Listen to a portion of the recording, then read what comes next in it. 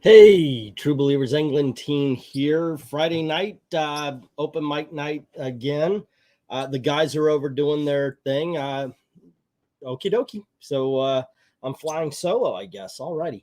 I wanted to talk about this for a while. I've been mentioning the whole speculation deal. Somebody asked me to do a video once. Is Comic Tom ruining collecting? And so I did. I looked at it. I watched a whole bunch of his videos. Not a big fan. I watch them, and I'll occasionally watch, but I'm not a big fan for the same reason why, even though I might sometimes watch Rageaholic, I'm not a big fan because, he's so, he's very, I don't know. It just doesn't come off as real. That's not my thing. If it is yours, by all means, I'm not putting anyone down for liking something. It's just not something that I go for. So when it comes to this whole speculation thing, I always say go with caution. Go with caution. Now, we saw this pop up. It's the new Spider-Boy, a new character that's introduced in Spider-Man #7, right at the end. By the way, I read this shit. I normally don't read Spider-Man the comic book, but I figured I better read this, even if I'm only talking about it as a speculative nature rather than story, so I know what I'm talking about. I thought I read this story before, like 10, 12 years ago, where some guy comes in and he's just eating all sorts of Spider-Man and all that kind of stuff. And so I read this. It's the same story. And at the end, they're like, oh, we're pulling Spider-Man out of the, we got one more. Spider-Boy. Hi, guys. Miles. You know me. Peter, you know me. Why y'all forget me? You. Okay, I'm bouncing around. That's, other than the F, it was screw you, not F you. That is literally the whole scene that Spider-Boy appears in. The comic sucks. And plus, like I said before, the comic is a redo of a story they've already done before. It's incredibly lazy. And it's just 10 years. I mean, at the very least, before they were taking, like, it's Civil War. Hey, we're going to do another Secret Wars. It's 30 years later. Let's do another Secret Wars. Even Civil War was like 15. I guess it's now, 12? Okay, so I guess. But story sucks, but that's neither here nor there. What I was interested in is the speculative nature of this book that people are going nutso over. And I have this question because I gotta know, were you fooled? Did you buy it off the shelf, or are you buying it on eBay? Because, oh my gosh, people are falling for this shit. I want to show you something. This is something I always say. If they tell you, there's a movie coming out, it's too late. Wait for the movie to come out. The book's going to drop. When the movie comes out, prices go up. Point in fact, I had a good collection of Infinite Crisis books, so I figured, okay, I'm going to look for issue #5, the Jaime Reyes. Preferably, I'm going to find that Jim Lee cover. And in all honesty, I could find the regular cover, but it was incredible hard for me to find the Jaime Reyes cover, the Jim Lee variant, until the preview came out. And all of a sudden, not only could I find it, but holy crap, it has just come out of the woodwork. I am telling you, man, people are buying these things to hold on to until the movie's announced, and then they dump them.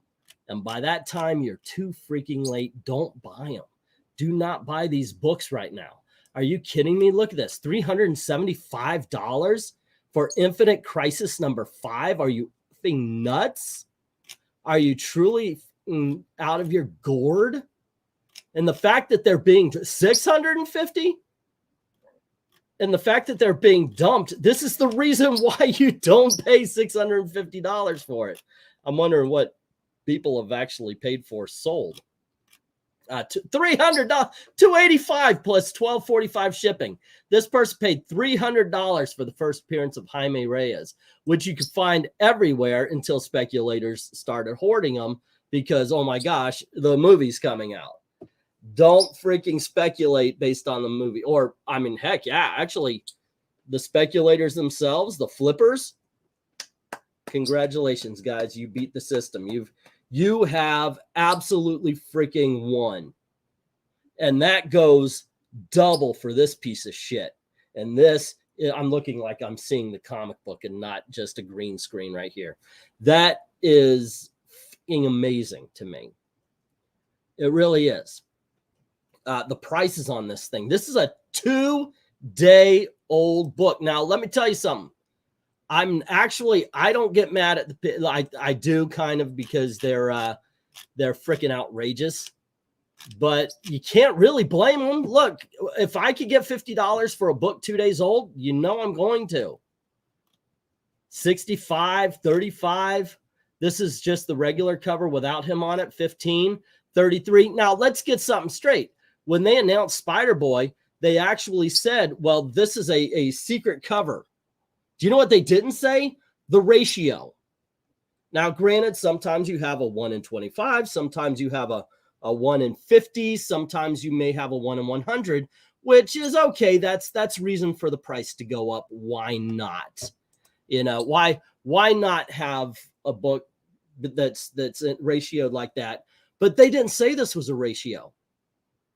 They just said this was a secret because they didn't want to give up the character of Spider-Boy. They didn't want everybody to know.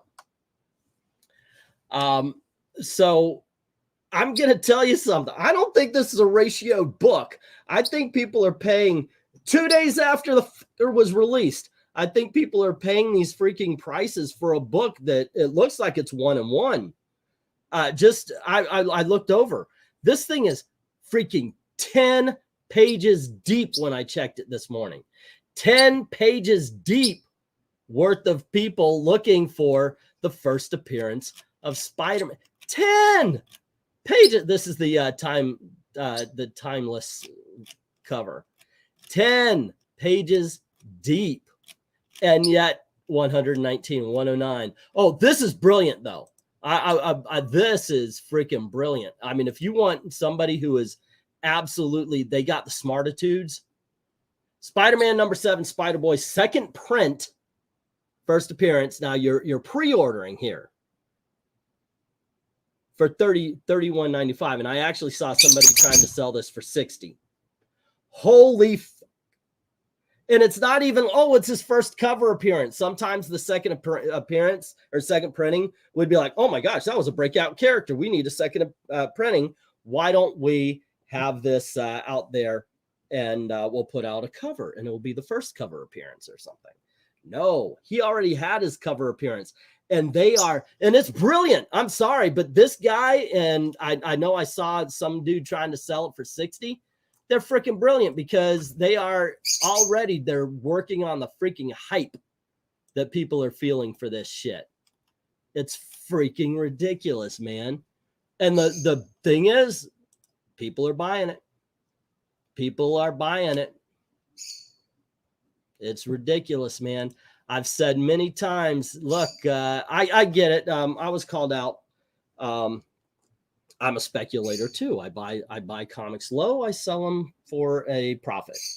Some would say that's capitalism. Some would say I'm speculating that I am hoping these books make money. I bought a whole bunch of Conan magazines, and I'm hoping I could sell them all for a $3 profit. Ooh, wait. Okay. You know, but I don't think that's speculation as much as it is saying I'm going to buy this at $130, hoping that he becomes the next Miles Morales, and we're going to get into that a little bit. It's ridiculous. It is ridiculous. Not that they would try to sell it for that much, but people would actually pay for it. I wouldn't. I've got to admit, I sailed in high seas because I'm not buying that shit. Let's see. Sorry, I went on a rant here for a little bit, guys. Let me check out what you guys are saying about this. Gotham City Comics speculators come out of the woodwork this week. Haven't seen that in about 6 months. You know what? I hope you sold a ton. Also, one thing I've been noticing, I've seen some messages that there are some comic shops, not saying Gotham City, he just is, it's a comic shop. So, okay, it reminded me. But there are some comic shops out there who are saying, oh, I'm sorry, we had a problem with Diamond. Oh, something happened to the deliveries. Yeah, you're not getting your books. Oh, yeah, we missed out on this one. Really apologize about that, guys. And you know what's going to happen. This happened to me before a couple of times. First appearance Punchline, when it first came out, I wasn't able to get my book. And that happened a couple of times because of Batman Damned. I missed out on my Batman Damned #1 because by the time I got there, the news was out and it was a speculative book.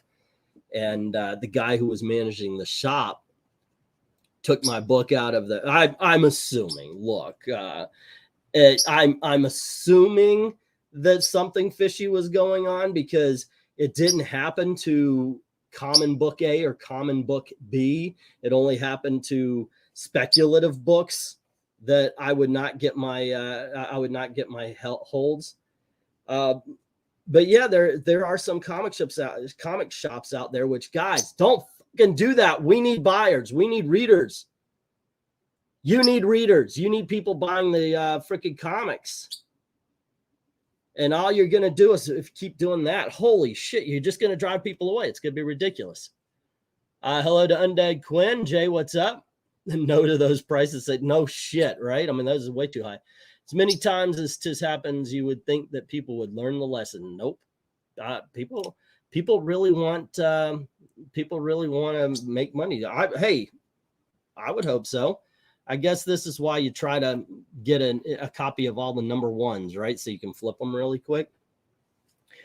Jay is saying those books will be $5 in a year. Okay.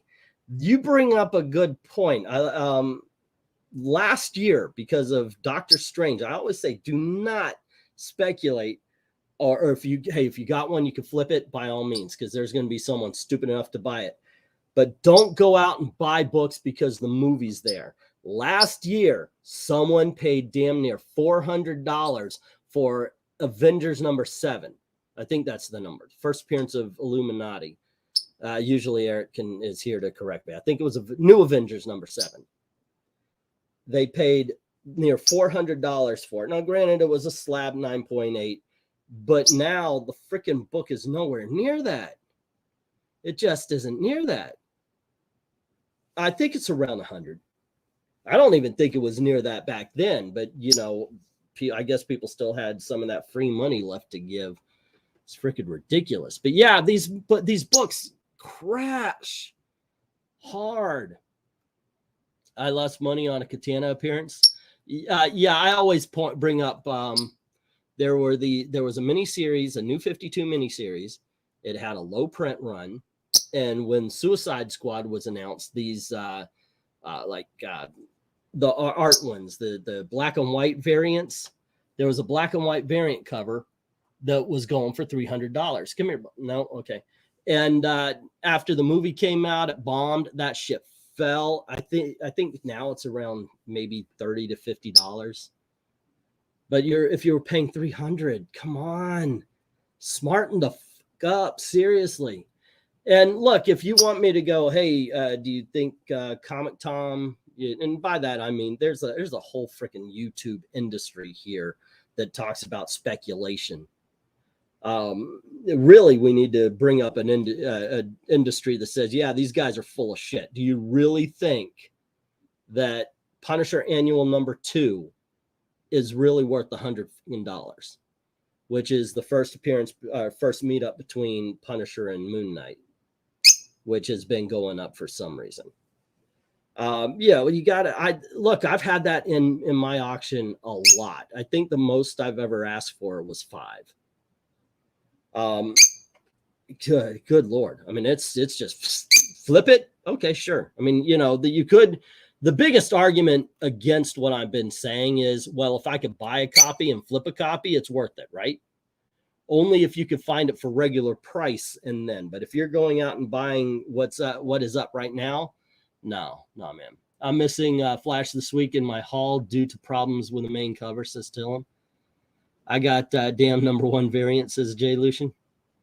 I'd still pick up variants of Jeremy Adams Flash, says Tillum. Man, some of those covers are freaking sweet. The shop lied that yeah, it really is a dick move when they do that. The first time I ever encountered this, I was a kid. What was it? I can't say I was a kid. I was a teenager. And because I was driving around, I missed out on Thor 450. And so I was driving around. You got Thor 450. You got Thor 450. Came to this small comic shop. And I said, yeah, I'm looking for Thor. And it was this double-sized issue and everything. And the guy says, yeah, I got one. And I see him, he opens a box and he reaches in and I see there's like 4 or 5 in there. He pulls one out and he goes, this is my last copy, so I'm going to have to charge you a little more. I fucking saw your books over there. And of course, being the kid I was like, oh, I'll just give it to me, fucker. I should have, now I would have walked out now, but you know. It freaking that pissed me the fuck. Never went to that shop again.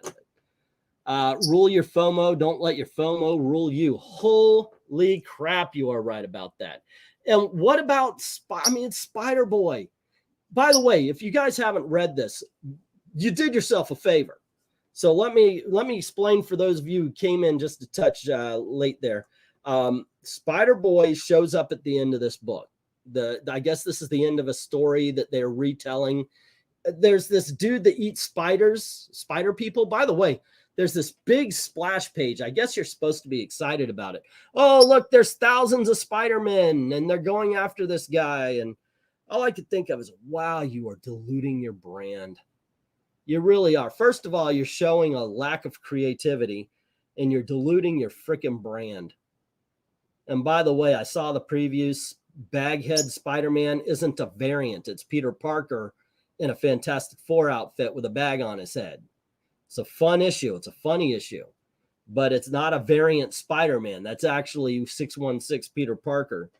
And that's how they seem to be treating these guys. Oh, you're a variant if you're in a different outfit. Okay, I guess so these days, right? Started reading the Lock and Key box set this week. Sorry, I took off my glasses so you could actually see my eyes instead of the reflections of the screen. I'm reading my shelf. You know how you've told yourself, oh my gosh, I'm buying these new books, but I've got a whole bunch of books I haven't read. I'm actually just going through my trade paperbacks. I should be doing videos on them. I read Iron Man 2020. No, I'm sorry, Machine Man 2020. Which is awesome. I think it's just Machine Man, but I always put the 2020 on it. It was, I read that. I read the Aquaman where his baby dies back in the 70s. I think it was early 60s, late 60s, early 70s. And now I'm reading Shadow Pact. And that one's really good. And I'm reading books off my shelf, the Joker omnibus, Daredevil omnibus. So yeah, having a lot of fun with that. What I'm not reading a lot of is new books. So I guess I should be doing videos on the old books, right?